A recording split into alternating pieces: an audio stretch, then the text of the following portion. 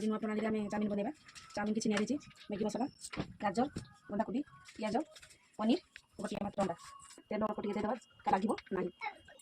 अल्प टे खाली लुण गरम हो जाए चाउमिन की छाड़देवा सिझापी ग्यास करवा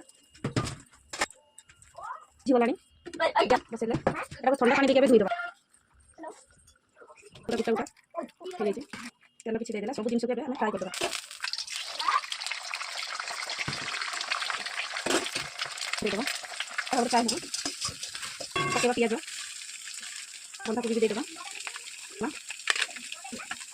पनीर पछरे दिया काटिके दिया लुण कारण सीजार भी दिया चाउमिन भी दिया हल्दी जस्ट गोटे इंच हल्दी भल पाते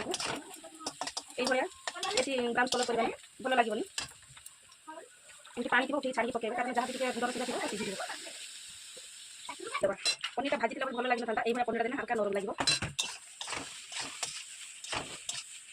चिली सस टमाटो सस देने छोट छोट खाई पाटी राग लगे आदिया बटा यही प्रकार बन खाते कमेंट करूँ केमती लगे आमको कहूँ घरे समस्त एभेलेबल नए ना चिली सस समस्त घर एभेलेबल नमती साधा आनी कर छोट पिला भी खाए निजे भी खाए बहुत भल लगे चाउमिन प्रस्तुत खातु छोट पिला खातु ये आम नुआ प्रणाली प्रस्तुत खुआतु छोट पिला खुआतु